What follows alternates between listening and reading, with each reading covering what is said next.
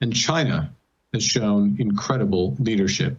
Wow, this has really backfired, hasn't it? Welcome back to Moose and Loose. My name's David. Today we've got Mark Carney in the hot seat again because he lied to Canadians about his meetings with people directly connected to Xi Jinping and China, pro-Beijing groups. As you'll see here, they tried to delete the evidence. You can't delete the evidence, especially since I showed it on my channel yesterday, the whole website. I scrolled the entire website. You can just read it off my video. If that wasn't enough, Mark Carney caught with another tax dodging trick, this time in the Cayman Islands. Let's jump into this. Starting this one off, we got Blacklock's reporter reporting that Employment and Social Development Canada here disclosed it tripled spending on consultants in a single year to $311 million because no employee was available. I guess Dominic Barton or people like him were available, weren't they? Department has 34,000 employees. They're ripping us off and giving our money to their well-connected consultants. Just calling this directly as it is. The Liberals' government spending is inexcusable. It's theft. We've got this coming from Rachel Alio from CTV. Look at this. She absolutely gets destroyed in the comments here based on this caption. It says, inside Pierre Poilievre's rally in Woolwich, this was in Kitchener. It says, as C.W. McCall's song Convoy plays ahead of the Conservative leader taking the stage, haven't spotted anymore.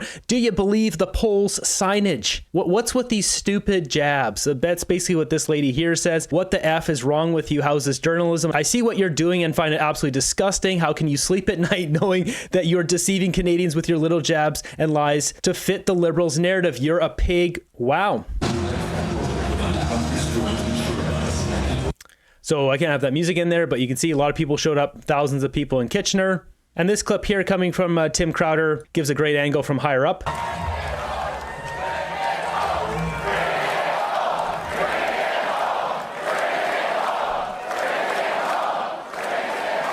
This is an airport hangar, just absolutely maxed out. There's a lot of people here. Oakville's voting Conservatives, Canada's voting Conservatives. We must. We're not looking at the polls anymore. We're not looking at Polymarket. We know at this point that China's likely rigging Polymarket, trying to sway public opinion. So Mark Carney, their guy, Xi Jinping, the leader of the Communist Party of China, is business partners with Mark Carney. Did Mark Carney give up old Xi a call and ask for him to pull some strings? Who knows? Maybe he did, maybe didn't. Who knows? Maybe a reporter should ask that question. Maybe even Rachel Alio could ask that question. On the flip side, we got Mark Carney's rally. They always play the most awful music. I don't know why.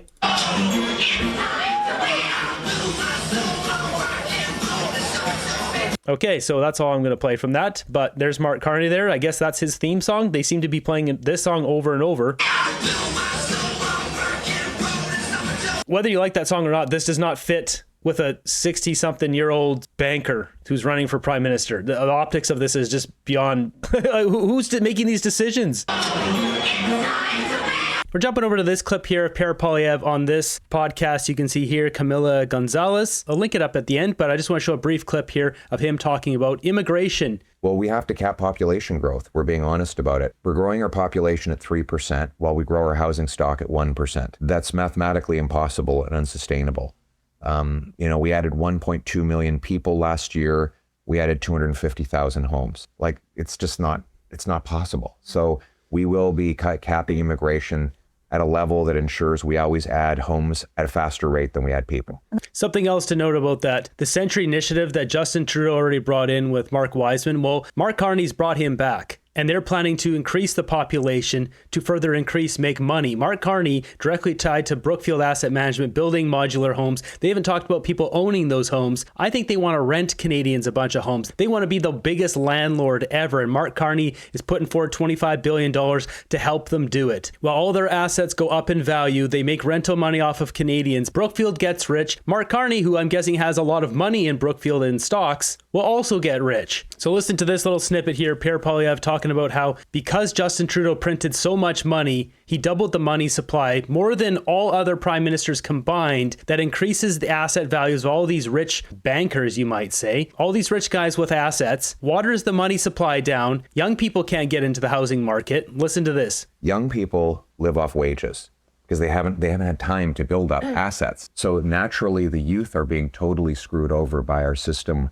which causes perpetual inflation and dilutes the purchasing power of their wages. So we have to stop that. We have to stop creating more cash and start creating more of what cash buys. That's to say, build more homes, grow more food. Exactly. We need to stop letting liberals print money and make their own assets worth more while the rest of us struggle. Next up, I wanted to point something out here. If you go into your search bar and if you type in, you can see up here, liar.com, where do you think that takes you?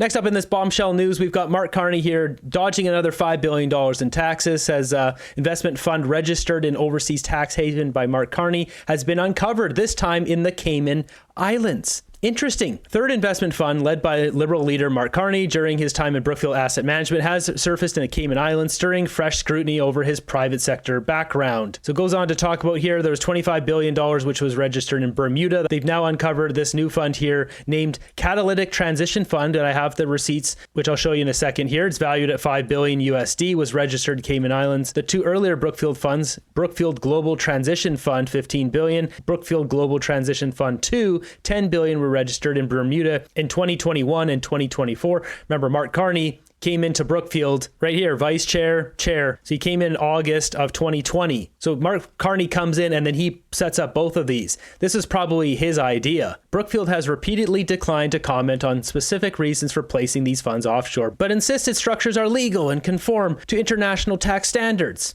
They're tax dodgers. They know what they're doing. They're taking advantage of us. According to accounting firm PwC, there is no corporate tax in the Cayman Islands, while Bermuda introduced 15% corporate tax rate this year. That 15%, it says here with a series of exemptions for some corporate entities, that 15%, I believe, applies to, it was like $950 or $980 million. So afterwards, there would be a tax structure on top of that, which would affect Brookfield. So maybe Brookfield knew this and started moving things over to the Cayman Islands to dodge taxes over there. Who knows? But it says Brookfield's funds registered in Bermuda are private and their exact taxation status is unknown. So next up, we have the receipts here for the green grifter himself. This is coming from United States Securities and Exchange Commission. You can see here Catalytic Transition Fund LP, Cayman Islands. You can see down here Brookfield Asset Management. Here it is, registered 15th floor, New York. So what has essentially happened here is Mark Carney came in with all his knowledge. He probably said, hey, we can move this stuff offshore. We'll save a ton of money. And as they got closer to buying Colonial Pipeline back in July of last year, they set up another fund here. They moved the headquarters from Toronto to New York. Now they have better access to local American capital. They got their new tax haven down in the Cayman Islands. They're dodging taxes from there. Are they moving all their stuff from Bermuda to Cayman Islands now that there's that new increase, 15%, which I believe kicked in the middle of January? There's all a big strategic play here that seems very much tied with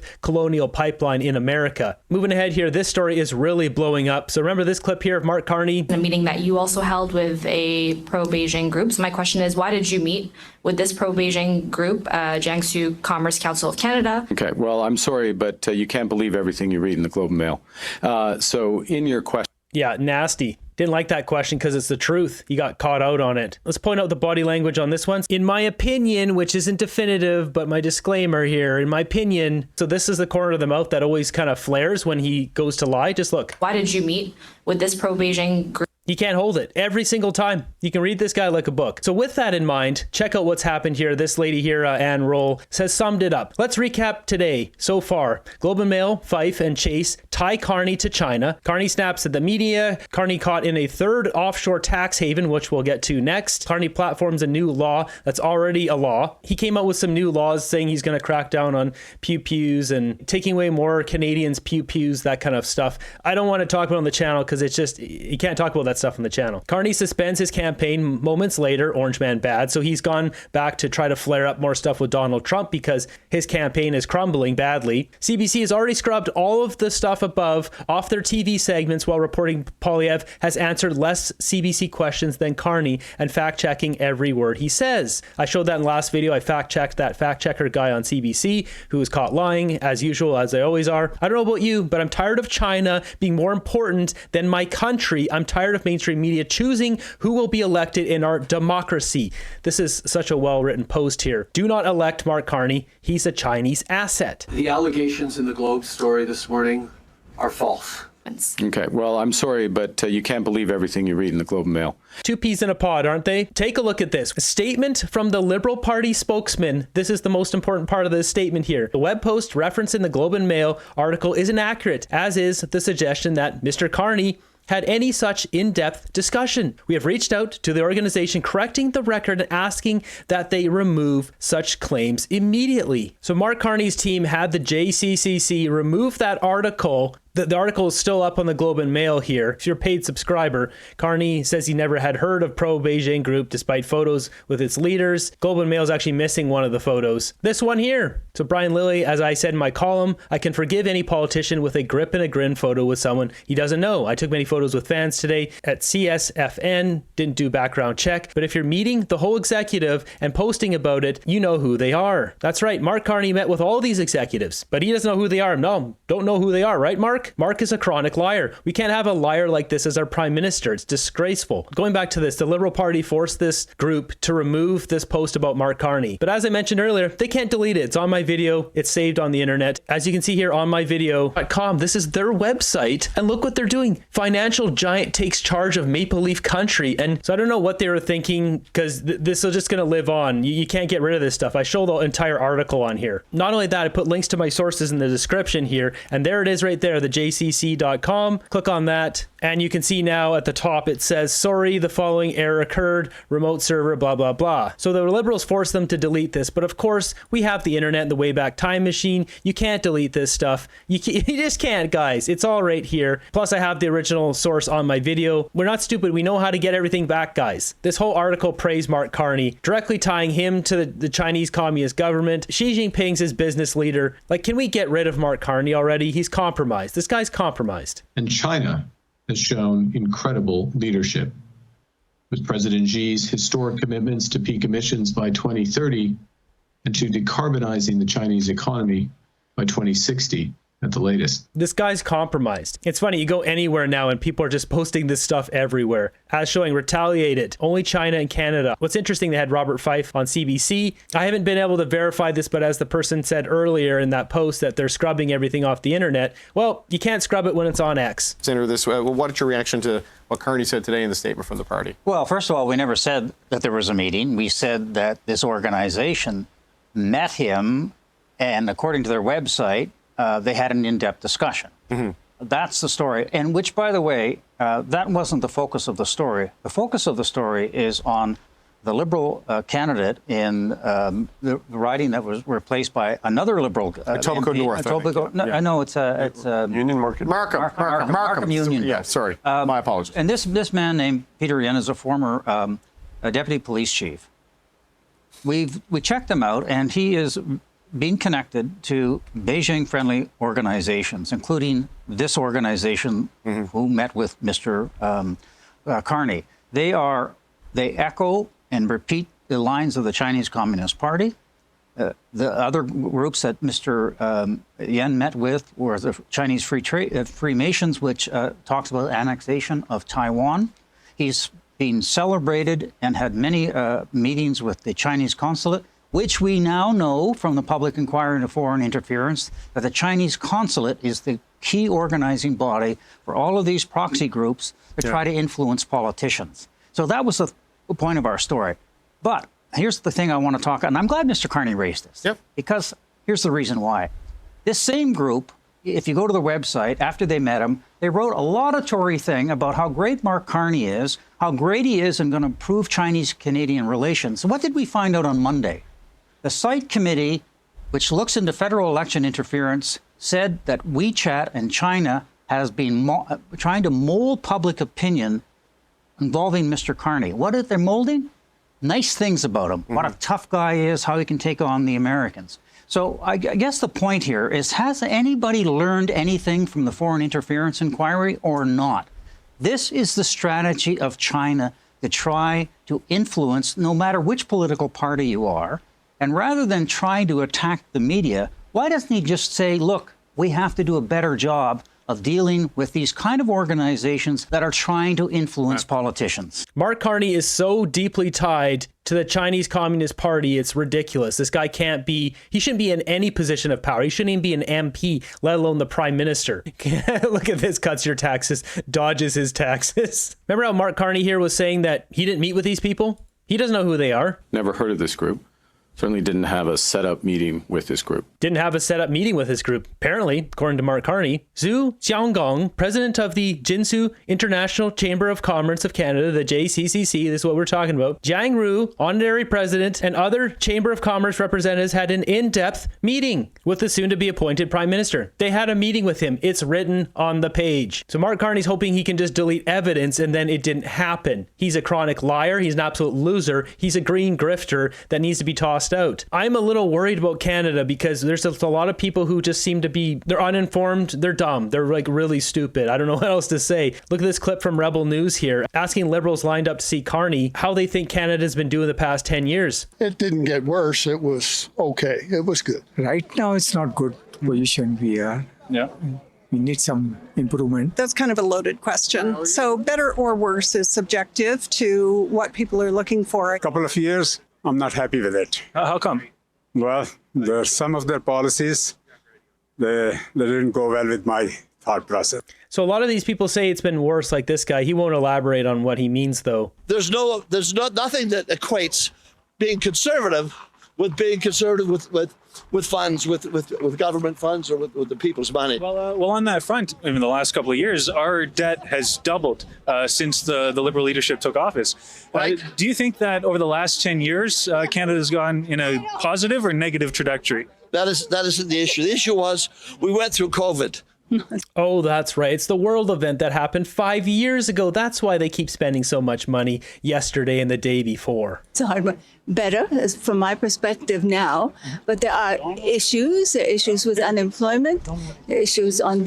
These old people that are clueless are going to destroy the lives of future generations, all future generations, basically. These people lining up need to wake up, or this is the end of Canada. So check out this. I'm not going to play this full video, but there's an old guy here, really old guy, and he's caught stealing food from Dollarama. That's where we are in the state of Canada, where a guy who looks like he's got to be 90 years old stealing food from Dollarama, and they shame the guy and get the food back from him. Like, this is just unbelievable. Liberals Canada here. Thank you. Another video I can't play here, but we've got a march on Parliament. That's right, Palestinian protesters are back at it. Here they are, waving their flags, costing us more money in police resources. Chris Stacey on scene, more of these guys lighting off smoke grenades. Breaking the law once again, as they always do. They never get arrested. We're all sick and tired of this bull crap. We got a couple of clips from CBC here. Listen to this. Agreement ends. Larissa, your thoughts on... Can I start? Yeah, go ahead. Okay. I don't think we're lucky to have Mark Carney here. I think there was more to being the prime minister than being an international banker. And I do think that Pierre Poilievre, you know, he saw the housing crisis coming. He saw inflation coming. He talked about it. He has a lot of credibility in understanding how the Canadian economy works. He also understands what it's like to raise a family in Canada. He understands what waitresses are going through. He understands what people in the manufacturing sector are going through because he talks to them and he's been talking to them for so long and he's been listening to what he's saying.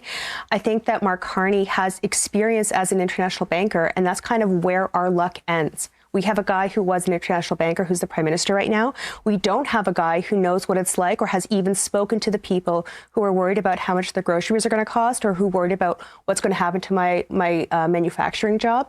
And those are the qualities that I think that a prime minister needs to have. Some serious truth bombs there. We got one more from this panel. They're talking about Canada's largest industry, oil and gas. Mark Carney was talking about that today, but you're not a fan. I'm not a fan. I would be a fan if I was really into green energy and net zero as an economic policy. Then I would have loved his energy plan today. It would have been great. I'm somebody who believes that Canada's economic prosperity and future and things like productivity and our competitiveness is tied directly to using our natural resources to the most of their ability. And Carney isn't somebody who thinks that. Carney is somebody who thinks that our oil reserves should stay in the ground. He said that. Carney is somebody who will not repeal Bill C-69, the bill that, you know, the energy sector has told us, if you do not repeal it, we cannot build pipelines. So Mark Carney is okay with Canadian gas and oil going down through the States, getting refined, and then coming back up through Canada, having Canada import oil from Saudi Arabia. Our oil is cleaner, our oil is more ethical, and Mark Carney treats Canadian oil like it's a dirty, bad thing.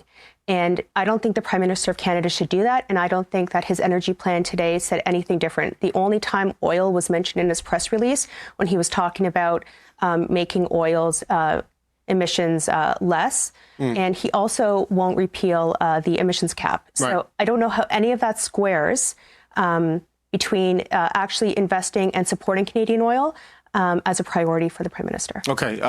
More truth bombs. I'm glad they got some with some sense on CBC. Good to see some strong voices finally. Very good speaker. Who are these businesses and people that stand behind Carney? Yeah, I mean, I don't know. There's a lot of people who are just uneducated. They don't really know. They're like, oh, banker, he must be smart, that kind of thing. Check out this. There's one more clip here where he gets heckled. The guy calls out the old Joffrey Eggstein again. Trump aside. No, we can't do that. We have to deal with it. President Trump's trade war has literally ruptured the global economy. And the system of trade that was anchored on the United States, a system that we in Canada had relied upon since really the end of the Second World War, a system that, while it wasn't perfect, had helped deliver prosperity to our country for decades. That system is over. And I'm afraid our... You're fucking Mark Epstein. Let's get it right.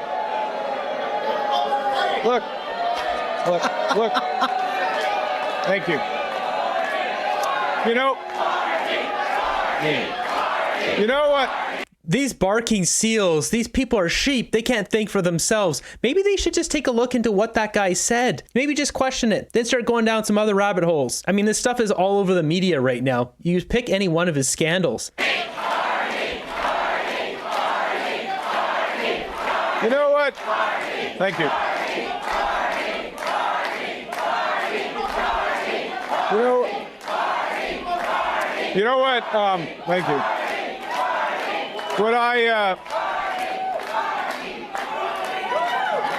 The more he gets heckled at these rallies, it looks so embarrassing. He has no control over the room. I'm not telling people to go and do it, but boy, it doesn't look good when people do it. So there we have it. Mark Carney caught again dodging taxes, this time in the Cayman Islands, and also caught lying again to Canadians about meeting with a pro-Beijing group. This guy isn't a serious candidate. He's clearly compromised. He's working for himself and his own interests. This man cannot be Prime Minister of Canada.